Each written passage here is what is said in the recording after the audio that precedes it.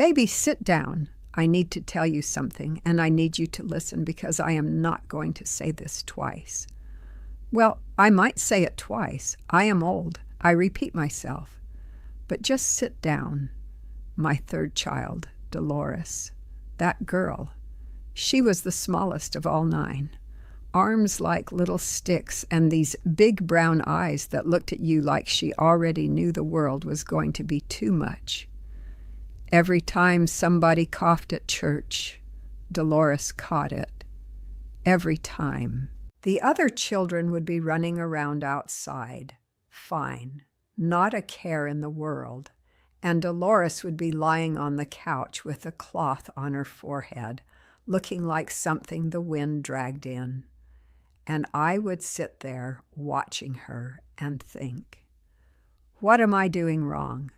Because you think that. When your child is the one who is always down, you think that. I took her to my mama's house one Saturday. It was November because the pecans were dropping, and Dolores was picking them up off the ground and putting them in her dress pockets instead of eating. That girl collected everything. Rocks, buttons, pecans. Her pockets always had something in them. Anyway, my mama watched her for a while, did not say a word, just watched. You know how old women do.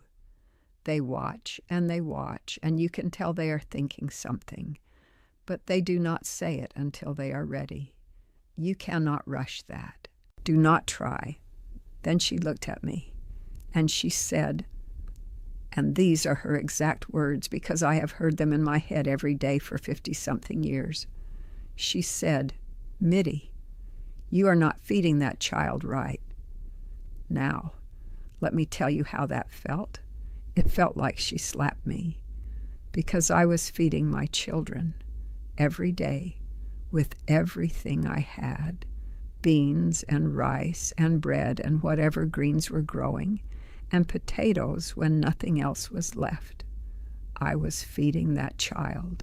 But Mama was not talking about whether Dolores had food in her belly. She was talking about whether the food was carrying what the body needed to fight. There is a difference, and I did not know the difference until that Saturday. She did not yell at me. She did not make me feel small. Well, she made me feel a little small, but that was Mama. She just said, "Come here, let me show you." And she took me into her kitchen, and she showed me 3 things. 3 things that changed how I cooked for the rest of my life. And changed Dolores. That is what I am going to show you today. The same 3 things. Exactly how my mama showed me. But hold on. Before I get into any of this, I want to say something, and I am serious. If you are sick right now, truly sick, not just tired, not just run down, but sick, go to the doctor. I mean it. What I'm about to show you is not a doctor. It is food. It is what my generation used to keep the body strong before anything had a chance to knock it down. It is the foundation.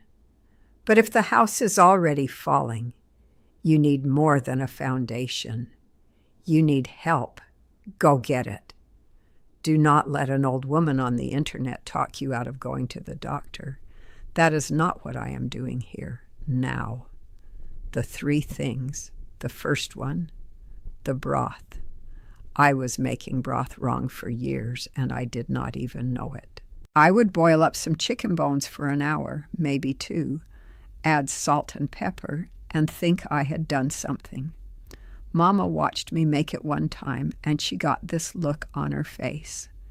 You know the look. The look your mama gives you when you think you did good, and you did not do good. That look.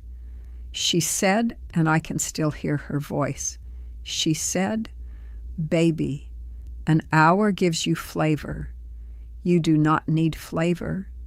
You need what is inside that bone. And what is inside that bone does not come out in an hour. So here is what she did. She took the bones. We had chicken that week, so it was chicken bones. But she said any bones work, beef, pork, whatever you have.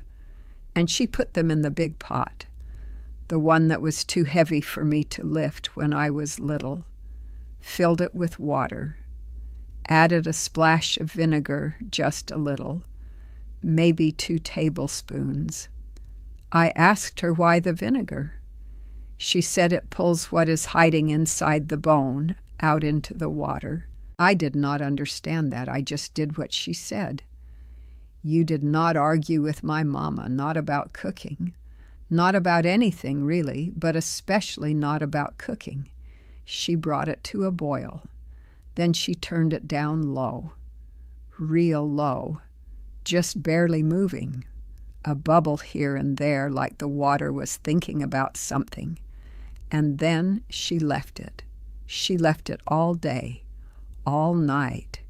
She got up the next morning and it was still going. She added water a few times when it got low, skimmed the foam off, but she did not touch it otherwise. She let the heat do the work. By the next morning, that water was not water anymore. It was thick, dark gold. When she put some in a bowl and let it cool, it jiggled. Like, you know what gelatin looks like. It looked like that. She said, "You see that jiggle? That is what the body uses to build its fight. That is what you have been throwing away." I had been throwing it away for years. She gave Dolores a cup of that every morning, warm, with a pinch of salt, before breakfast, before anything else, every day, not just when the child was feeling bad, every day. She said, "You do not fix a roof while it is raining. You fix it while the sun is out. A pot of this costs, listen, $2, maybe $3 in bones. The butcher will sell you soup bones for almost nothing. Sometimes they give them to you if you ask nice. $3 of bones gives you enough broth for a whole week. The store sells broth in those cartons. You know the ones, the nice-looking ones with the pretty labels, for $7, $8, $9 each. A family buying 2 of those a week is spending over $700 a year on broth. Making it at home, less than $150 for the whole year. And what comes out of your pot after a full day is not what is in that carton. I do not care what the label says.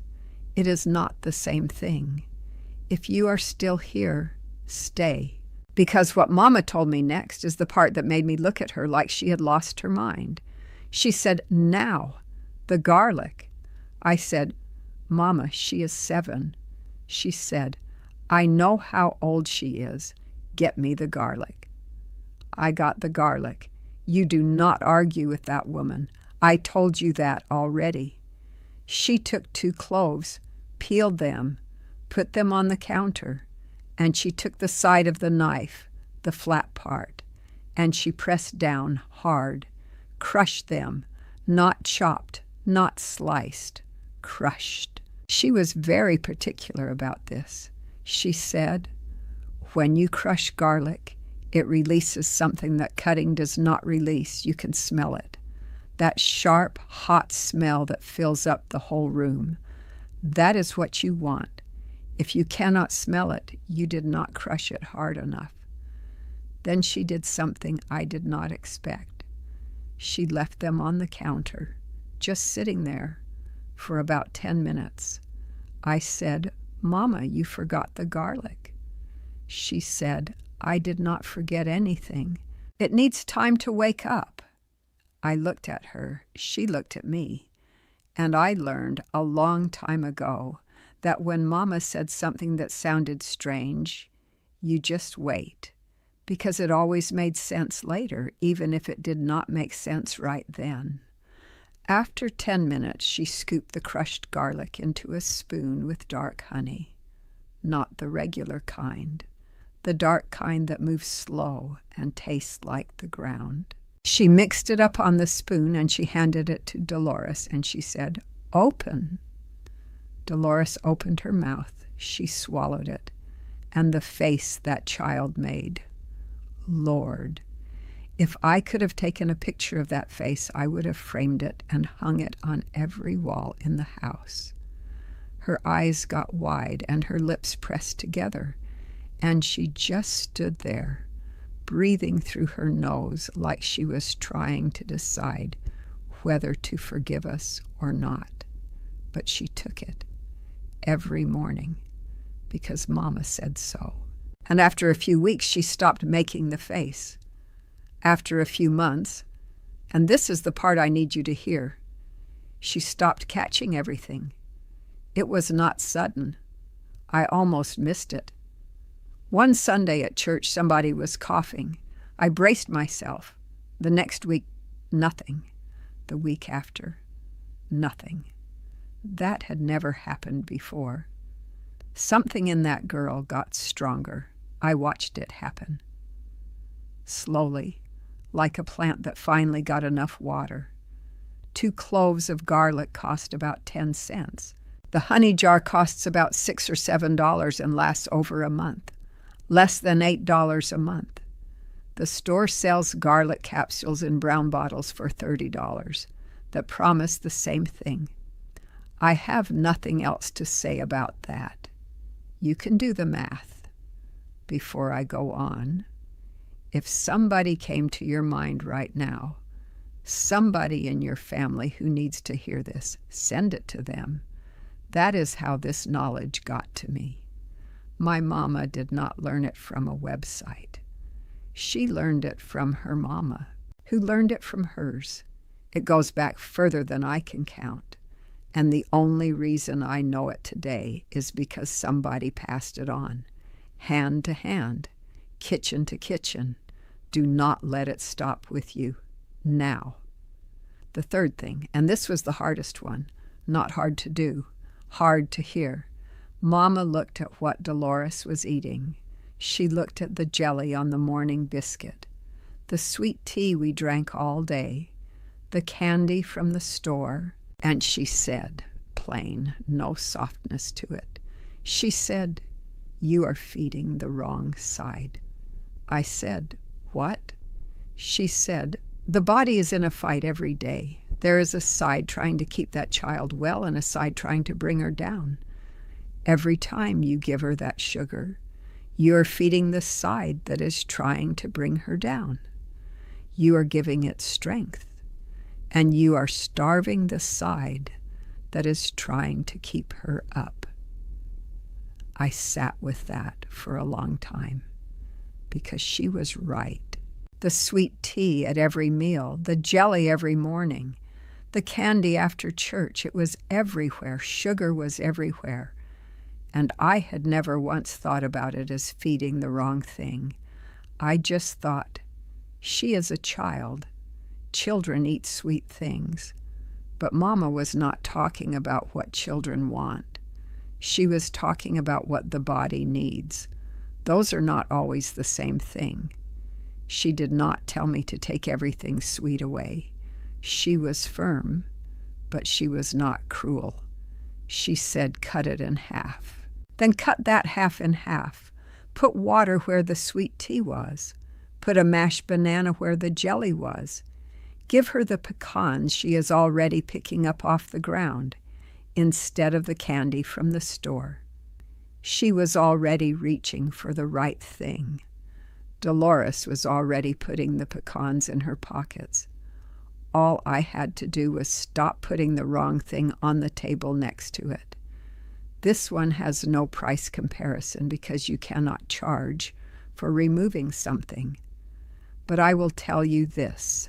The money a family spends on sugar, the sweet drinks, the snacks, the flavored everything, if you sat down and added it up, you would not want to finish the math. Cutting it in half does 2 things at once. The body gets stronger. The wallet gets heavier. Simple as that. If this is making sense, subscribe. Baby, I have so much more to tell you, and I do not want you to miss it. Now listen, I want to be straight with you about what I just showed you. The broth, the garlic, and honey. Pulling back on the sugar. This is what my mama taught me. It is what I did with Dolores. It is what I have done in my kitchen for over 50 years. It is not magic. I know what the title of this video says. I use that word because what I watched happen to Dolores felt like magic when I did not know what else to call it. But it is not magic. It is patience. It is showing up every morning with the broth and the garlic and making the same choice about the sugar, day after day after day, until the body has enough of what it needs to stand up on its own. And it is not a replacement for a doctor. I need to say that one more time because I mean it. If someone in your house is truly sick, fever that will not break, weakness that does not let up, something that came on fast and hard and is not getting better, you go get help. Please. I am not a doctor. I have never been a doctor. I am a grandmother who watched her weakest child become her strongest, and I am telling you what I did. That is all. What you do with it is between you and your own good sense.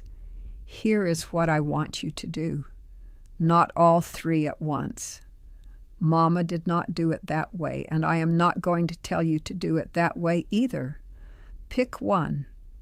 If you have bones in the freezer right now, or you can get to the butcher this week, start the broth. Put it on in the morning. Let it go all day.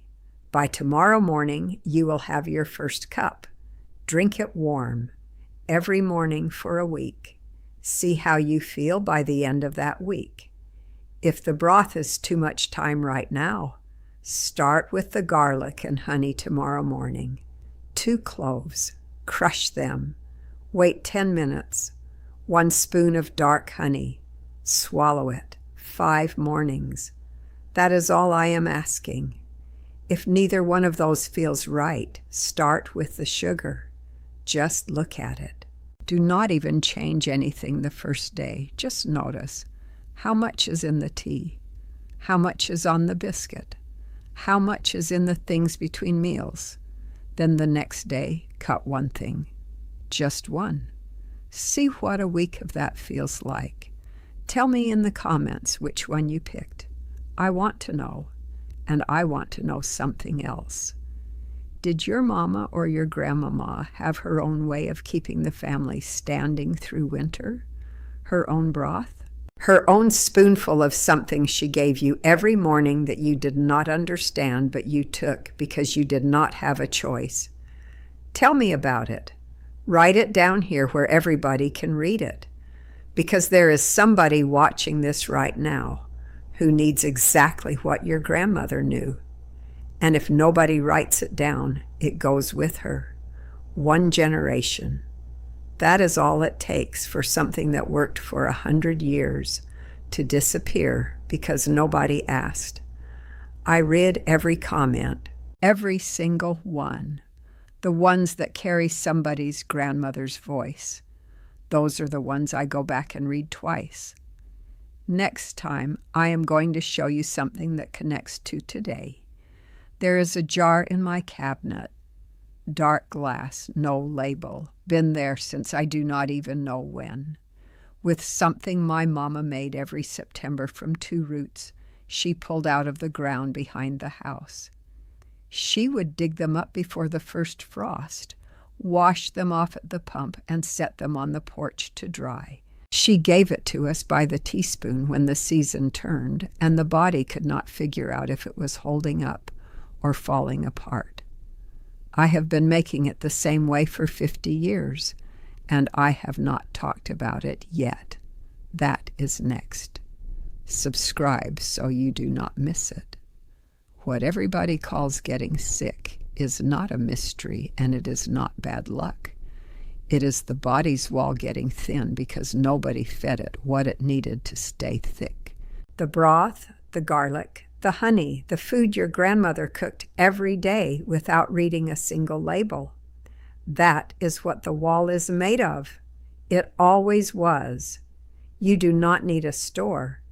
You need a stove, a little patience, and you need to remember what was already there.